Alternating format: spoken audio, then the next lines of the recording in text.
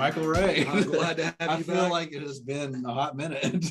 We had a lightning round in the last episode. If you were able to go back and listen, I can't remember what I talked about, but it was only about 5 or 6 minutes long. Here's what I've learned about that, Michael. When you're not in here, I talk fast.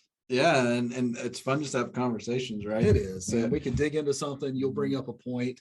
But I'm glad you're listening to Walk-Ins. Welcome. It's a podcast all about helping the medical practices, patient care facilities triple their revenue through digital marketing services and exceptional patient experience. I thought Michael was going to come back with me on that, but he did not. I've been on vacation. I don't know what I'm thinking. When I say it's been a hot minute, I think y'all have recorded 2 or 3 episodes since I've been recording. So. No doubt. I've had one of our team members, Devin, stepped in and helped.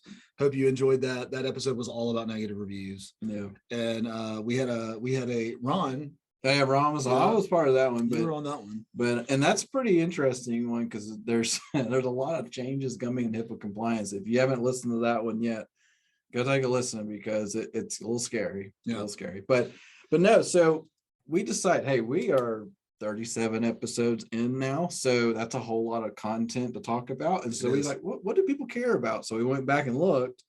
Y'all really liked us talking about SEO, search engine optimization, some things that you can do about it. So we made you a list. I have a feeling I know why.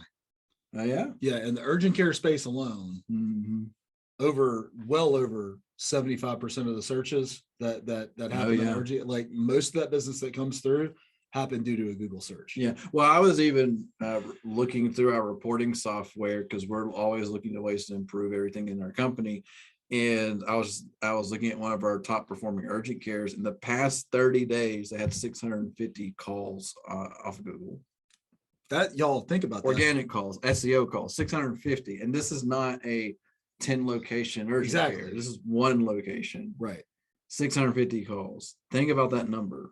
I mean, there's a good chance if you're a busy urgent care, you get more than that as a whole, but think about adding that to your business. It was just, when you're talking about how important SEO is, like that alone, if we didn't do anything else for them, they would still do so well. So if you don't know what SEO is, go back a few episodes, do a search list on Walk-Ins Welcome. I think it was like episode 16. It was, it was 20 episodes ago where we walked through what is SEO and how it applies to urgent cares and medical facilities. Yep. But today we wanted to talk about 5 major ranking factors. I wrote for Google's for the old Google. No, for Google. So let me spit them out there, but let me start by saying there are more than 5. Yeah, these are more than 5. These are just ones that I think these are ones that just never change. Right. They've been consistently a thing. Well, some of the reasons that I had picked these 5, which I'm about to tell you what they are because these have been prioritized in the recent months, right? They've always been a factor, but now Google is giving them more weight than they have in the past. So we thought it would be important to let you know what they are and talk a little bit of detail. Here's what they are, 1 through 5. 1, high quality content. 2, backlinks. We'll talk about that. 3, your website load speed. 4 is your user experience. A lot of times you'll see it labeled as UX. I've ever seen that. So user experience.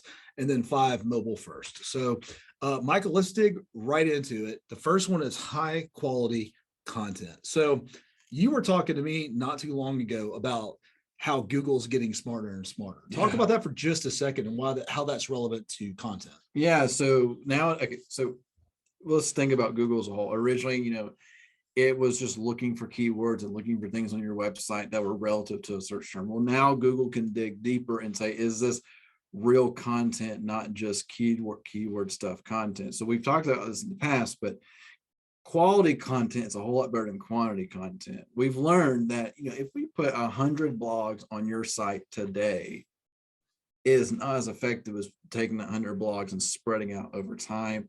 And also 5 top quality high-end blogs versus 100 whatever blogs is a huge difference. Right. Google is the way I've explained to people, Google is a college professor.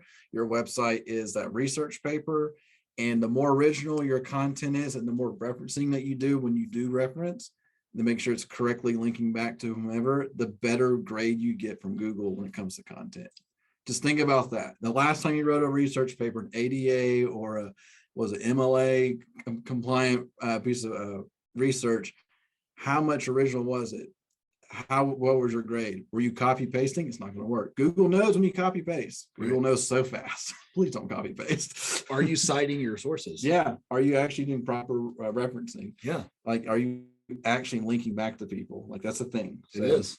So if a college professor is going to grade your paper, if Google's going to grade your content, it's going to grade it on originality, uniqueness of the content. Like if there's 1,000 blogs about what to do for a COVID shot, you're not going to stay. It's not, it may be original that you wrote it, but it's not unique. Yep. Right.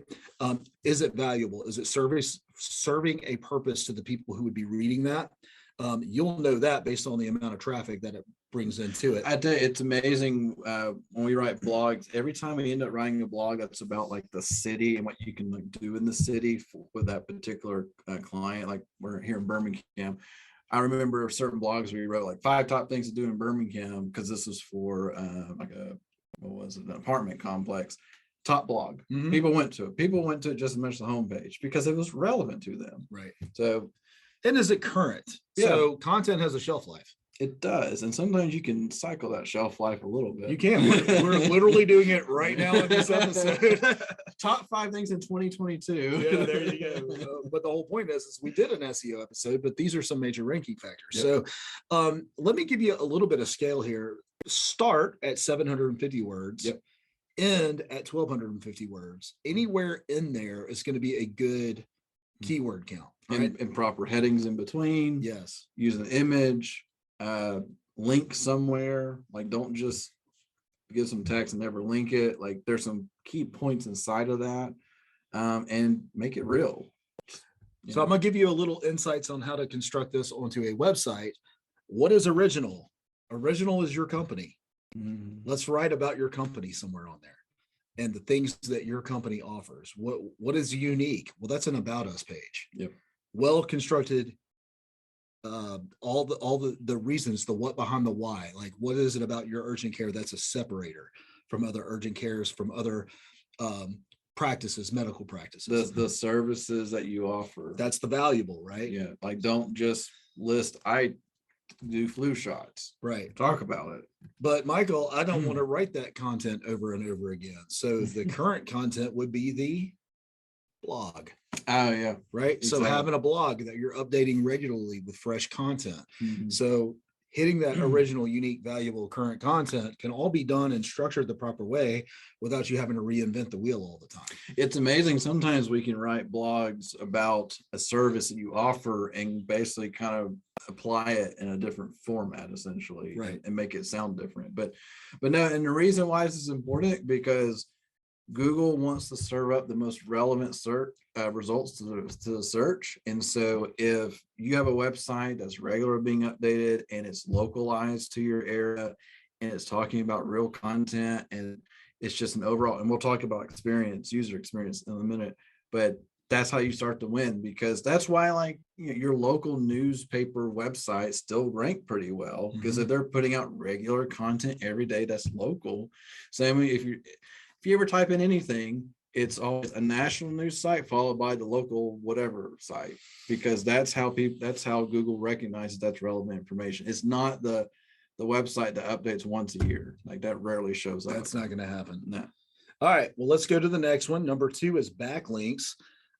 So I only threw this in here. I really wanted to put stuff into this top 5 major ranking list of things that you could go apply today yourself.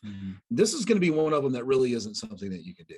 It's like, you can do it and I want you to do it, but this requires effort.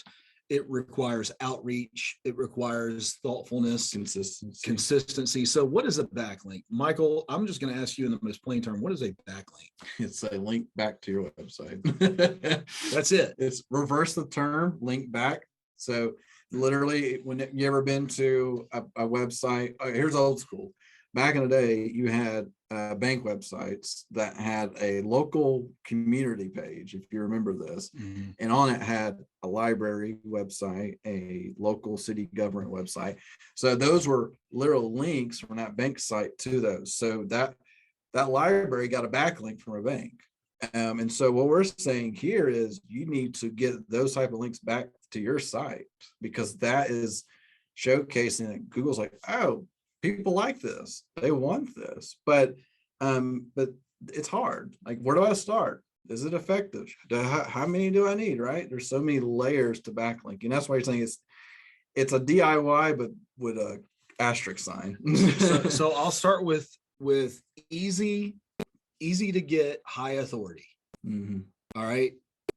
Posting an article that you wrote on Twitter that links back to your website. So Yep. with the URL back to your blog on your website. Yep. So let's just say that these are the 5 factors of a common cold. Mhm. Today we're going to discuss common cold XYZ. You can find about it right here. You post that on Twitter, Facebook, Instagram, whatever you want to post that on, and then you link it back to the blog. That's easy, high authority. Yep. All right. Now there's also easy, low authority.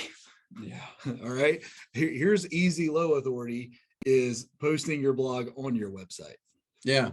Like Well, that's easy, but it has no authority. Or pay this $5 to Right. to push your link to all these places, Right. and then all of a sudden you get spammed. Right.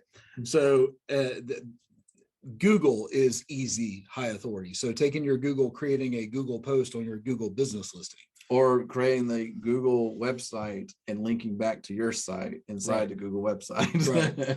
Now, here is fairly easy, costs some money, has good backlink authority because it's directory listings, and that's going through like a Yext or a Bright Local to get your directory listings done. That's good. That's going to be fairly easy. It's going to have a cost attached to it, and it's going to put you out there on several websites linking back to you. And the caveat to that is it's something that has to ongoing, because those services need to be replenished monthly, or that directory kicks you out, or it goes away and you have to add a new one or whatever. And just to kind of give you an idea of a directory, like the most basic way I could describe one, let's say you're part of a chamber and then you put your information on the chamber directory and it links back to your website. That's like the most simple version I could think of. Right. But that's just one.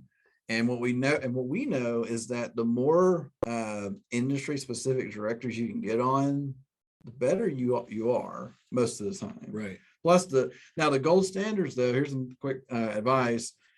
Whatever your Google listing says needs to say the same thing everywhere else. If you start putting like your name in one version on Google and then put it on a different version on somewhere else, you start losing, because it in Google's eyes, you're not the same. Right. And you're confusing it. Right. So Google's smart and stupid at the same time.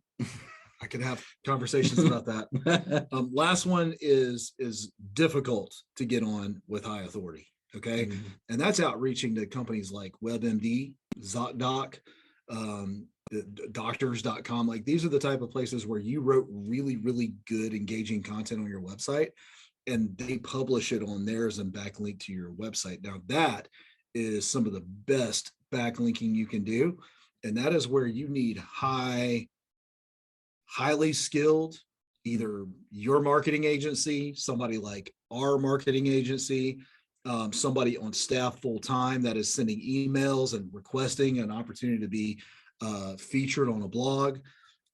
Those are your high quality backlinks. So I wanted to mention this because of how important it is, but I also know how difficult it is. So I don't want to take away from that. I was gonna say that, and now there's a hack, and probably didn't think about this, but if you're a doctor, you graduated probably from a very respectable college, which has a .edu website. .edu websites are pretty high end.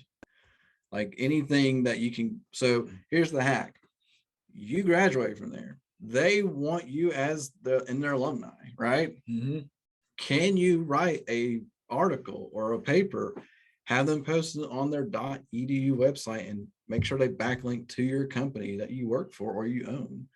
There's a super high quality backlink that's very difficult to get across because .edus don't necessarily sell that. Michael, have you done that with UAB yet? No. We should think about that. Yeah. I'm gonna feed you some medicine real quick. But what I can remember though, if you remember the local physical therapy company we worked with for a while, and they had over 1 million backlinks from this Olympics thing because they sponsored it. That's right. And we told them we can't get any better than that. Right. And they acknowledged it. Like, yeah, we know. Hey, at least we'll tell you the truth. Yeah. All right, let's keep the episode going. Michael, tell me about website loading speed. We've spent a recent amount of time getting this, like to the degree we switched our servers over completely. Yeah. Okay. So website loading speed. So here's the thing. Go do a search for Google website speed. There's a tool out there, or website audit speed. There's a tool. You put in your website address. It gives you a score. It gives you a mobile score and a desktop score. It gives you green, yellow, and red. Green is basically, is it 89 or 90 plus to 100? And to give you perspective, google.com doesn't always score 100. Like they get like 99s. That a year ago, they said website speed is going to become a thing. And we're like, oh crap, we should get ahead of that. So we did. Most of our sites at that time were hitting like 50s to 60s. So then we made an effort, and now all of our sites are in 88 plus. So most of them are in the greens now, but it makes a difference. And here's why. It really boils down to the experience of it, because I would say 80% of our world is on their phone. Yeah. And so if think about this, audience, if you're trying to load a website on your phone and it's not loading within like 2 seconds, you're saying, well, that's broken, or something's wrong with my phone, or I'm just going to swipe backwards and try a different link and move on. That's where website speed matters, because it all ties into the user experience, which we'll talk about in just a second. But here's the problem. If your website is currently on Squarespace or Wix or a lot of these pre-done platforms, no control. You have no control. Whatever speed you get, you really can't improve other than simply compressing down images and getting rid of content. Right. And doing that can also hurt you. So that's why like these DIY platforms are great to start with, but if you ever notice, very, very few well-established companies keep that. They move on to a WordPress or some type of custom whatever. We're a WordPress shop. We do that because we have the ultimate control without being overly complicated. But no, it makes a huge difference. And it takes 5 seconds to get the score, but it may take months to get it up. Right. There's been some that have been pretty good. I mean, we do a lot of web work with Wix. Yeah. But even still, it is not our long-term goal. That is, I can't afford to do, or I don't want to make the investment to do a full build out of a website. Mm-hmm. So we're going to use one of these builders. They do a really good job of selling you looks.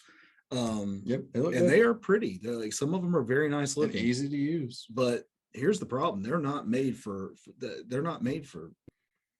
extended use, and that's my humble but accurate opinion. 9 times out of 10, if we're picking up an SEO client and their website is on a platform like that, we are highly encouraging them to let us rebuild it, because we're probably either going to struggle or just have an uphill battle trying to get the rankings done. So just keep that in mind. If you guys have an existing website out there, go ahead and look at the idea of getting it custom built. Not to be by us, but if I was going to say, whoever you go with, WordPress is the gold standard. It's not perfect, but and generally speaking, from SEO world, it's easy to update, it's easy to manipulate, and we can make it fast. That simple. Nice. But anyway, all right. So that was number 3. Number 4, user experience. User experience means a lot of things, but essentially it boils down to when somebody clicks to your website, is it exactly what they expected, and they get the information they wanted and very quickly without any question of what's going on. So when we make this, when we talk about websites, we talk about cut of the screen. So cut of the screen is like that first image that you see when your website loads. And that could be an image with some text and some call to action.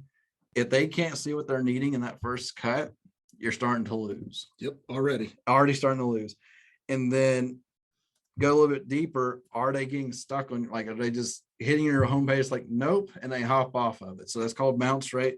They're migrating that to engagement rate and things like this, but essentially it's bouncing, where you want more people to go to more places on your website, not just one page. Now, there are exceptions to the rule. Like if you have a homepage that has schedule appointment now and it goes to a clockwisemd.com, that's technically a bounce, because there was no additional step in your website. Can't control that. That's an exception to the rule. But is it exactly what they need? Are they hopping too deep? Are they having to go 4 pages deep to get to the one thing that everybody wants? There's all these different things that are going. They have something called Rank Brain that Google uses. That's where it's literally understanding how people interact with your website. So not just on SEO, Google Ads has the same thing. And Google Ads user experience is a key factor in how well you rank with your ads. Like it's not just about SEO, like it's a whole thing. And it all boils back down. If you have to simplify all this, it's simply Google wants that a good experience, because if they can't get a good experience for their 90% of the world's traffic, they're losing. That's right. Because they make money off ads, and they can't make money off ads if nobody's using that platform. So they're so particular about making sure it's a good experience. And you ask yourself, I have a website, it's perfect, nobody has issues. All right, no, go get your cousin that's never been to your website, say, hey, go on my website, go schedule an appointment. And if you see them struggling, it's a bad experience. That's actually really good advice. Like just schedule an appointment. And where do I go? If they say, where do I go? You have a problem. Yep. Stop there. It is not easy enough. If you go to our websites, it is very easy to get into our calendar. Yeah, you want to schedule. Sometimes a little too easy. Yeah. Like I need to put another couple of filters in there. Yeah, so. We have a couple of spammers that like to hit us. We do, no doubt. And they're like, yeah, delete. But no, that's what it boils down to. And then if you're like, oh no, I have a great bounce rate. Well, how long are they spending on your site? Are they spending like 10, 15 seconds, which is good and bad? Or are they diving in a little bit deeper? If they're diving in deep, now you can start looking at their journey. Are they spending time on your different services? Now you can go deeper and say, okay, people love this service, I need to talk more about it. And then that goes back to your high quality content. They're all related. Bonus software for you while we're sitting on this topic is go to Hotjar. Hotjar is really cool. I think it's hotjar.com. It could be hotjar.ai. Just Google Hotjar, you'll know what I'm talking about. And what it does is I believe it's a plugin you install. Yep. or something to that level. But what it does is it tracks what people are doing on your website, and it gives you a heat map of what's going on. And a heat map is essentially you have a hot and cold. Right. Where are people moving? Like they know where the mouse is going. They know where your clicks are going. So you may see on your analytics, oh, I had 1,000 people or 10% click to my whatever page. On this heat map, you can physically see which way they got to it. And then you can start to see where people are disappearing, like they quit caring, or they're bouncing here, or they're going here and then they don't know where to go next. Right. Because that's the thing. Yep. So that'll be a great way for you to improve your user experience. Oh yeah. And I think a good simple comparison, like this is something that we run into a website. I want a really cool looking website that's beautiful and different. There's a line there. You can't, it's kind of like, do you want to keep making money? It's kind of like a car where you can have a beautiful car, but if the steering wheel and the gas pedal and the brake pedal aren't in the same general area, people won't like it. That's right. That's right. So go get in one of those 1930s cars and see if you like it. Yes, you're going to hop right out of it. That's right. You'll be like, I don't know what to do. All right. Last thing, number 5 is to have a mobile first website. All right. So Michael, I started the company, I have maintained the company, and we will continue to build it this way unless something crazy happens, to where we don't build websites. What do we build? Mobile first. High converting mobile first. Mobile first, high converting websites. That's what we want to do. So we have always asked our designers, when you go to bat, you start working on a website, I want to know what it looks like on your mobile phone. It looks beautiful on the desktop. That's great. I want to know what it looks like on the mobile phone. I will make all of my edits on the mobile. You've seen me build out a couple of websites where I go straight into mobile version, and I'll start arranging that way. And then I'll actually fix the desktop, because I care more about what it's going to look like on your handheld device, because well over 70% of the searches happen on your handheld device. Yeah. And it kind of goes back to, you can only make a website so sexy on a 3-inch wide screen. That's right. Like That's right. You really, because you guys have all seen these like sites that animate things that fly in and do all this. It's really cool. It's a terrible experience on the phone. If you're not convinced, go to your major social media platforms on your phone. Think about how focused that content is. And it's image heavy, it's simple. it's little chunks at a time. Mhm. It's not overwhelming. It's not super. Nobody wants to sit and read a paragraph on their phone. Nobody. They want to read a sentence or a couple of words and then an engagement of some sort. And then that's it. Like that's right. just people. I even though we spend hours on our phone, we're looking at for entertainment purposes and just whatever. Not I need something now. Or you throw your phone against the wall. I've done that a few times. Like, I'm out. Don't think I've ever thrown my phone against the wall, but I have dropped it a lot. Yeah. Well, the wall on the floor, right? That's what we're talking about. There you All go. right. Look, let me recap. 1, high quality content. 2, backlinks. 3, website load speed. 4, user experience on your website. 5, a mobile first website designed for a mobile device, designed to convert. Yep. And if y'all did these 5 things consistently, which will take you a lot of time, by the way, you will have increases in rankings. No doubt. Period. Like it may not get you to page 1, but it will get you moving in the right direction. Right. Guaranteed. So. Well, we have lots of future episodes around helping you rank better and get found on the internet and start converting patient clicks into patient care. And be on the lookout. We are looking at some rebranding right now. We are. Yeah. So Urgent Care Marketing Pros is spreading its wings a little bit. So Right. be on the lookout for that coming soon. We'll have an episode to talk about it. Right. But probably next 3 episodes we'll have something to talk about. And we have a ton of interviews lined up. We even have a 27 location urgent care that's going to talk to us, which is Exciting. fantastic. Yeah, that's going to be awesome. I can't wait to get their perspective. Yeah, because that's a different ball game, right? When you're not 2, you're not 1, you're not 10, but you're over 20. Hey, I would be willing to bet, with few exceptions, please write in if I'm wrong. You would much rather have more urgent cares than less urgent cares. Like you want to grow that way. Yeah. That's been the experience of all the people that we've worked with. Every one of them want to grow in a multi-location. Yep. And because once they get that model figured out, they just start repeating it and start filling in the doctors. And then you got yourself a working model as well. Well, man, I've enjoyed it. It's been Yeah. another great episode. I want to yeah. thank you for listening to us at Walk-ins Welcome. I want to ask you with a nice call to action, please leave us a review. We need to know what you think. We want to get better and we want to be able to serve you well in the marketing space. So leave us a review. And then if you want to talk with us directly, reach out to hello@urgentcaremarketingpros.com. Yep. And we're happy to respond to those emails and help you in any way that we can. And if you like us, tell somebody. And if you hate us, tell more. That's the way it works. That's right. That's how it goes. All right. All right, Michael, appreciate you, buddy. Y'all have a good one. See you on the We'll next talk to one. you soon. Thanks.